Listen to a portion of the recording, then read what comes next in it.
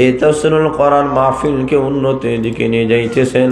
আল্লাহ প্রত্যেকের দান খয়রাতগুলোকে কবুল মঞ্জুর করে নাও। আল্লাহ এলাকার সমস্ত মুর্দেগানকে মাফ করে দাও। যারা অসুস্থ আছেন তোমার দারুশ শিফা থেকে শিফা দিয়ে দাও। আল্লাহ ব্যবসায়ী ভাইদের ব্যবসার মধ্যে বরকত দিয়ে দাও। চাকরিজীবী ভাইদের চাকরির মধ্যে বরকত দিয়ে দাও। প্রবাসে যারা আছেন তাদেরকে হালাল রুজি অর্জন করার তৌফিক দিয়ে দাও। আয় রাব্বুল আলামিন, এই তাফসীরুল কোরআন মাহফিলের সভাপতি সেক্রেটারি সাহেব সহ আল্লাহ সকল সদস্যদেরকে কবুল মঞ্জুর করে নাও। কিয়ামতের দিন এই মাহফিলটা আমাদের সবার জন্য নাজাতের ওসিলা বানায়া দাও। বিফাযলি সুবহান রাব্বিকা রাব্বিল ইজ্জাতি আম্মা ইয়াসিফুন ওয়া সালামুন আলাল মুরসালিন ওয়ালহামদুলিল্লাহি রাব্বিল আলামিন। আলহামদুলিল্লাহ, আলহামদুলিল্লাহ। সম্মানিত উপস্থিতি, আমরা হযরত মাওলানা মুফতি শামসুল ইসলাম সাহেবের কাছ থেকে অত্যন্ত গুরুত্বপূর্ণ নসিহত শুনছিলাম। সম্মানিত এলাকাবাসী, আবু মুসা, আসসালামু আলাইকুম ওয়া রাহমাতুল্লাহি ওয়া বারাকাতুহু।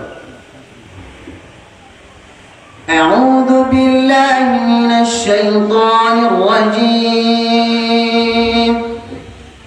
বিসমিল্লাহির রাহমানির রাহিম।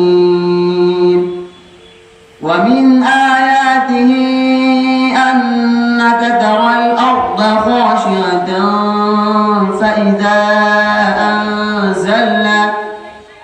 فإذا أنزلنا عليها الماء اهتزت وربت إن الذي أحياها لمحيي الموتى إنه على كل شيء قدير إن الذين يلحدون في آياتنا لا يخفون علينا أفمن يلقى في النار خير أم من يأتي آمنا يوم القيامة اعملوا ما شئتم إنه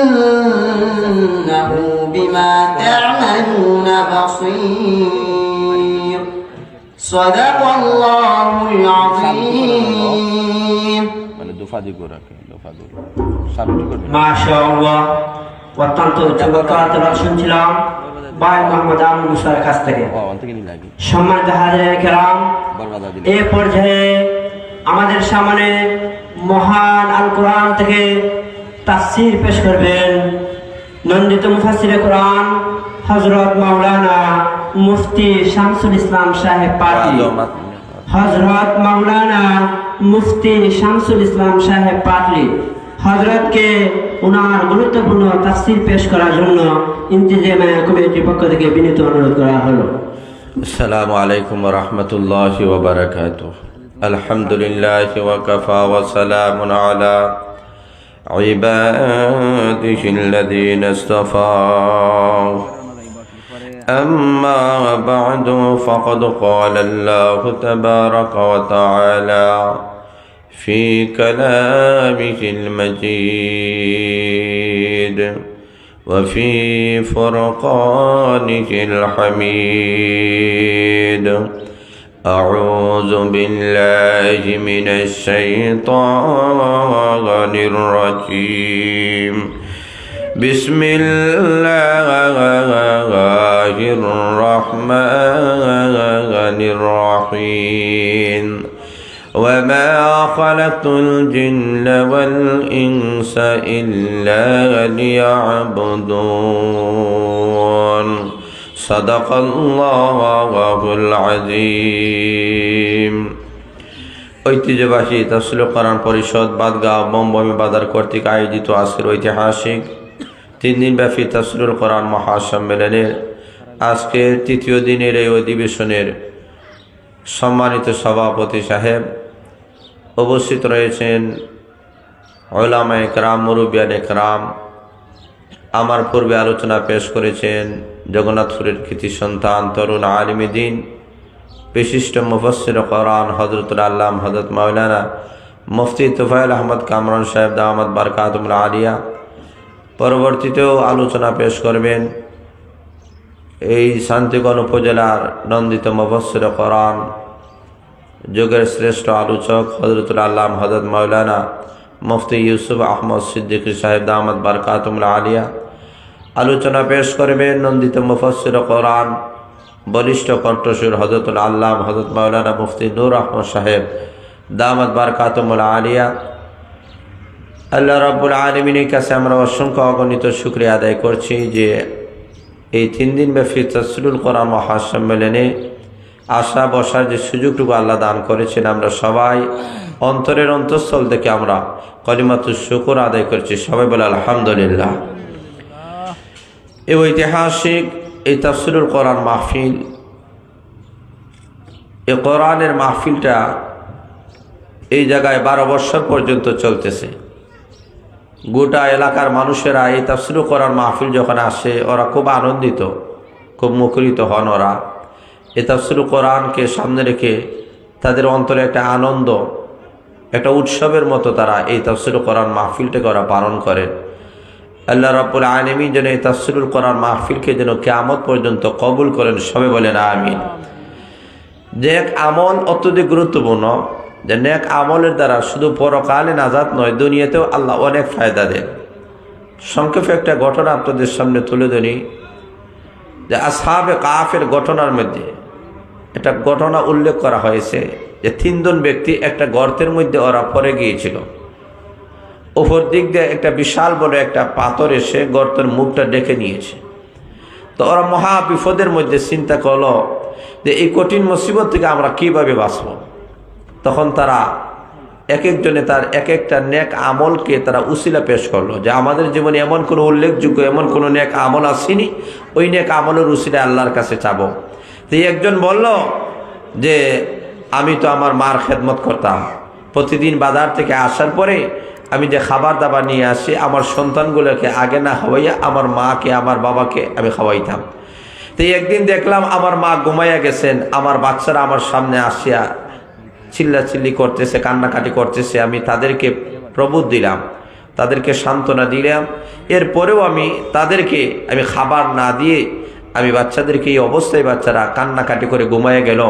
পরের দিন সকালবেলা মা ঘুম থেকে উঠছেন, আমার মাকে আমি সর্বপ্রথম ওই খাবারটা খাওয়াইছি। আল্লাহ আমার মাকে যে এই খেদমতটা আমি করেছিলাম বাচ্চাদেরকে উপবাস রেখে, আল্লাহ একমাত্র তোমার সন্তুষ্টির জন্য, আল্লাহ এই আমল যদি তোমার কাছে কবুল হয় আজকের এই মহাবিপদ থেকে আমাদেরকে রক্ষা করো। তখন এই দরখাস্ত করার সাথে সাথে দোয়া করার সাথে সাথে মুহূর্তের ভিতরে ওই পাথরটা 3 ভাগের একটা অংশ সরে গেছে। যেটা বলে সুবহানাল্লাহ। আরেকজনে বলল যে আমার চাচাতো বোনের প্রতি আমি খুব আসক্তি ছিলাম, একদিন তাকে পরুবনের প্রস্তাব দিয়েছিলাম কিন্তু সে গ্রহণ করে নাই। বিপদে পড়ে আমার কাছে টাকার জন্য এসেছিল, কর্জের জন্য। আমি তাকে টাকা দিলাম এই শর্তে যে আমার শর্তটা পূর্ণ করবে। নির্জন স্থানে সে আসলো, তর করে সে কাঁপতেছে। এমত অবস্থায় আমি বললাম এই গভীর নির্জন স্থানে তুমি তর করে কেন কাঁপতেছ? সে বলতেছে কাঁপার কারণ হলো কিয়ামতের কঠিন ময়দানে আল্লাহর আসামির কাঠ গড়ায় দাঁড়াইয়া আমাকে জবাবদিহি করতে হবে, এই কারণে আমি কাঁদতেছি। যুবকটা ডাক দিয়ে বলেন ইন্নী আখাফুল্লাহ, আমিও আল্লাহকে ভয় করি, আল্লাহর ভয়ে তোমাকে ছেড়ে দিলাম। আল্লাহ ওই আমলটা যদি তোমার কাছে কবুল হয় আজকের এই কঠিন মহা বিপদ থেকে আমাকে রক্ষা করুন। বলতে দেরি হয়েছে, দোয়া করতে দেরি হয়েছে, মুহূর্তের ভিতরে ওই পাথরটা 3 ভাগের বাকি 2টি অংশ সরে যেতে 1 সেকেন্ডও দেরি হয় নাই। যেটা বলে সুবহানাল্লাহ। 3 নম্বর লোকটা বলল যে আমারও একটা নেক আমলের কথা মনে আছে। সেই আমলটা হলো আমার ঘরে একটা মানুষে কাজ করত, আর একদিন সে চলে গিয়েছিল, তার কিছু টাকা ছিল, ওই টাকা দ্বারা আমি কিছু ছাগল পার ওইগুলো খরিদ করলাম, আর ওইগুলা মেষ ওইগুলো বাড়তে বাড়তে মাঠ ভর্তি হয়ে গেল। একদিন সে বিপদে পড়ে আমার কাছে আসলো, আমি বললাম ওই যে মাঠ ভর্তি যে ছাগলগুলো দেখা দেয় ওইগুলার মালিক তুমি। সে নিয়ে নিল, অত্যধিক খুশি হয়ে গেল। আল্লাহ ওই আমলটা যদি তোমার কাছে কবুল হয় তা আজকের এই কঠিন মহাবিপদ থেকে আল্লাহ তুমি রক্ষা করো। তখন এই কথা দোয়া করতে দেরি হয়েছে, আল্লাহ পাথরটাকে একবারে গর্তের মুখ থেকে সরাইয়া ফেলতে 1 সেকেন্ডও দেরি হয় নাই। জোরে বলেন সুবহানাল্লাহ। তাহলে বোঝা গেল মানুষের নেক আমল দ্বারা পরকালীন জিন্দিগিতে নয় দুনিয়াতেও অনেক ফায়দা হয়। এবং দোয়া আল্লাহর কাছে অত্যধিক গুরুত্বপূর্ণ। দোয়া আর দোয়া মুখুল ইবাদা। আল্লাহ রসুল বলেছেন দোয়া সমস্ত এবাদতের মগজ, সমস্ত এবাদতের মগজ। ওলামা একরাম আসবেন, তাফসির পেশ করবেন। আমি আপনাদেরকে নিয়ে একটি সংক্ষিপ্ত মুনাজাত করব, যেহেতু সমস্ত এবাদতের মগজ হচ্ছে দোয়া। এই দোয়াটা আপনাদেরকে নিয়ে করব। সবাই হাত তুলে নেন। আলহামদুলিল্লাহ আলহামদুলিল্লাহিল্লাযী হাদানা লিহাযা ওয়া মা কুন্না লিনাহতাদিয়া লাউলা আন হাদানাল্লাহ। রব্বানা আতিনা ফিদ দুনিয়া হাসানাহ وفي الآخرة حسنة وقنا عذاب النار رب ارحمهما كما ربياني صغيرا।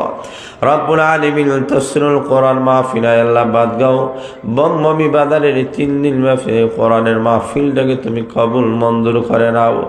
এই তাফসীরুল কোরআনের মাহফিলের যত প্রয়োজন রয়েছে আল্লাহ তোমার কুদরতি খাজানা থেকে পূর্ণ করিয়া দাও রব্বুল আলামিন। আল্লাহ যারা টাকা দিয়া, পয়সা দ্বারা, শ্রম দ্বারা, মেধা দ্বারা, পরামর্শের মাধ্যমে এই তাফসীরুল কোরআন মাহফিলকে উন্নতির দিকে নিয়ে যাইতেছেন আল্লাহ প্রত্যেকের দান খয়রাত গুলোকে কবুল মঞ্জুর করে নাও। আল্লাহ এলাকার সমস্ত মুর্দেগানকে মাফ করে দাও। যারা অসুস্থ আছেন তোমার দারুস শিফা থেকে শিফা দিয়ে দাও। আল্লাহ ব্যবসায়ী ভাইদের ব্যবসার মধ্যে বরকত দিয়ে দাও। চাকরিজীবী ভাইদের চাকরির মধ্যে বরকত দিয়ে দাও। প্রবাসে যারা আছেন তাদেরকে হালাল রুজি অর্জন করার তৌফিক দিয়ে দাও। আয় রব্বুল আলামিন, এই তাফসীরুল কোরআন মাহফিলের সভাপতি, সেক্রেটারি সহ আল্লাহ সকল সদস্যদেরকে কবুল মঞ্জুর করে নাও। কিয়ামতের দিন এই মাহফিলটা আমাদের সবার জন্য নাজাতের ওসিলা বানায়া দাও।